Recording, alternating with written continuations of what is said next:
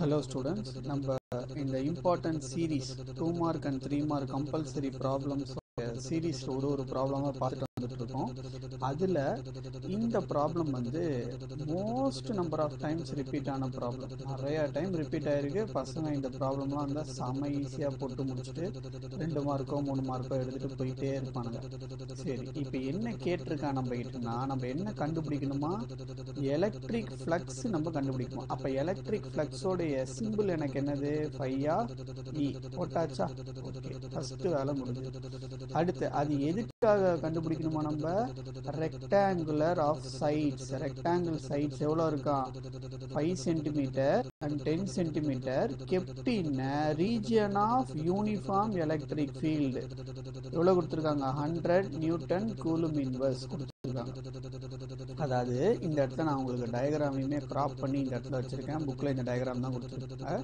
நான் உங்களுக்கு இந்த இடத்துல தனியாகவே ஒரு வாட்டி வரைஞ்சி காட்டுறேன். சரியா? இங்கே பாருங்கள், ஒரு electric field, uniform electric field இருக்குன்னா, இந்த யூனிஃபார்ம் எலக்ட்ரிக் ஃபீல்டு அவங்க என்ன சொல்கிறாங்கன்னா, ஒரு ரெக்டாங்குலர் ஷேப்பில் இருக்கக்கூடிய, சரியா, ஒரு ரெக்டாங்கிளை இந்த மாதிரி வைக்கிறாங்க. சரியா? அது எந்த ஆங்கிள் வைக்கிறாங்கன்னு பாருங்களாம். தட் இஸ் அதோட யூனிட் வெக்டார் இருக்கும். யூனிட் வெக்டார் இருக்கும். எலக்ட்ரிக் ஃபீல்டுக்கு என்ன ஆங்கிள் இருக்கான்? 60 டிகிரி ஆங்கிள் இருக்குன்னு சொல்லியிருக்காங்க. ஆங்கிள் எவ்வளோ? 60 டிகிரி. அப்போ இது வழியாக எவ்வளோ எலக்ட்ரிக் ஃப்ளக்ஸ் வெளியில் வரும் அப்படிங்கிறதான் நம்ம கிட்ட கேட்டிருக்காங்க. சரியா? இது ஒன்று கேட்டிருக்காங்க. சரியா? இது ஒரு ஆங்கிள் 60 டிகிரி. சப்போஸ் அடுத்து இன்னொன்று சப்டிவிஷன் 2, சப்போஸ் தீட்டா பிகம் 0னா ஃப்ளக்ஸ் என்ன ஆகும் அப்படின்னு கேட்டிருக்கான். சரி, ஃபர்ஸ்ட் இதை பார்த்து முடிச்சிடும். அப்போ phi of E equal to என்னது? ஃப்ளக்ஸோடைய ஃபார்முலா என்னது நம்மளுக்கு? E A cos theta. E A cos theta இதுதான் நம்மளோட எலக்ட்ரிக் ஃப்ளக்ஸோடைய ஃபார்முலா. ஓகே, எலக்ட்ரிக் ஃபீல்டு எவ்வளோ கொடுத்துருக்காங்க இந்த இடத்துல நம்மளுக்கு? 100 நியூட்டன் கூலும் இன்வர்ஸ். ஓகேவா? 100 இன்டூ ஏரியா. ஏரியா அப்படிங்கிறது என்னது? ரெக்டாங்கிள். ஏரியா ஆஃப் ரெக்டாங்கிள் என்னது? Length into breadth. அப்போ லெங்த் எவ்வளோ கொடுத்துருக்கான்? லெங்த் இன்டூ பிரெத் எவ்வளோ கொடுத்துருக்கான்? 5 இன்டூ 10. கரெக்டா? கரெக்டா தப்பா? இல்லை, என்ன கொடுத்துருக்கான் இந்த இடத்துல? சென்டிமீட்டர்னு கொடுத்துருக்கான். கரெக்டா? சென்டிமீட்டர். ஆனால் நம்மளுக்கு எப்போது எதில் எழுதணும்? ஆன்சர் எதில் போடணும்? நம்ம மீட்டரில் தான் போடணும். அப்போ இதுக்கு ஒரு 10 பவர் -2 வரும், இதுக்கு ஒரு 10 பவர் -2 வரும். அப்போ ரெண்டுத்தையும் சேர்த்து என்ன நிலையில நம்ம 10 பவர் -4 போட்டலாமா? இன்டூ யார் இருக்கா? காசோடைய டீட்டா எவ்வளோ கொடுத்துருக்காங்க? 60 டிகிரி கொடுத்துருக்காங்க. அப்போ காஸ் 60 டிகிரி.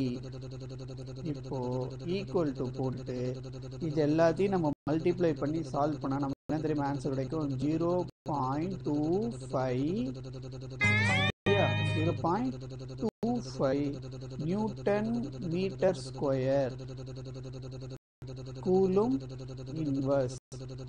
அதாவது எலக்ட்ரிக் ஃபீல்டோட யூனிட் என்னது? Newton coulomb inverse. Area of இது யாரோட area?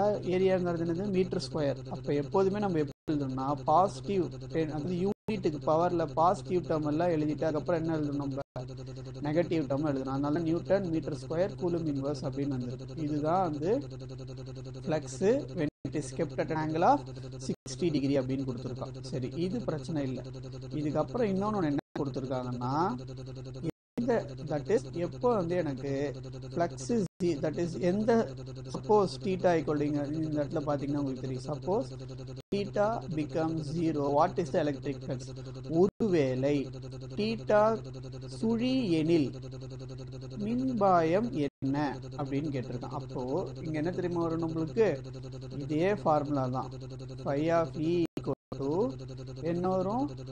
E A cos theta வந்து என்னது? இப்போ 0 டிகிரி. அப்போ காஸ் ங்கிறது என்னது நம்மளுக்கு? 1. அப்போ வேல்யூ என்ன வரும் நம்மளுக்கு? இதே வேல்யூ தான் வரும். 100 into 100 into 5 into 10 into 10 to the power of -4.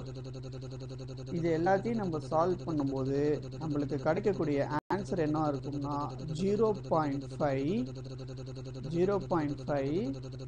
New 10 metre square coulomb inverse. ஓகேவா? இது வரைக்கும் ஏதாச்சும் டவுட் இருக்கா? நம்ம வந்து இந்த ப்ராப்ளம் வந்து ரொம்ப ரொம்ப முக்கியமான ப்ராப்ளம், யாருமே மிஸ் பண்ணக்கூடாது எக்ஸாமில். ஓகேங்களா? ஆமாம். ஸோ நம்மளுக்கு இந்த இடத்துல நம்ம ஞாபகம் வச்சுக்கணும், காஸ் 60 டிகிரி அப்படிங்கிறது என்னது? காஸ் 60 டிகிரி அப்படின்னா தட் இஸ் என்னது? 1/2. இந்த வேல்யூவை நம்ம தான் ஞாபகம் வச்சுக்கணும். சரியா? ஸோ இந்த ப்ராப்ளம் உங்களுக்கு புரிஞ்சிருக்கும்னு நினைக்கிறேன். எக்ஸாமில் சப்டிவிஷன், இது சப்டிவிஷன் 1 வச்சுக்கோங்க.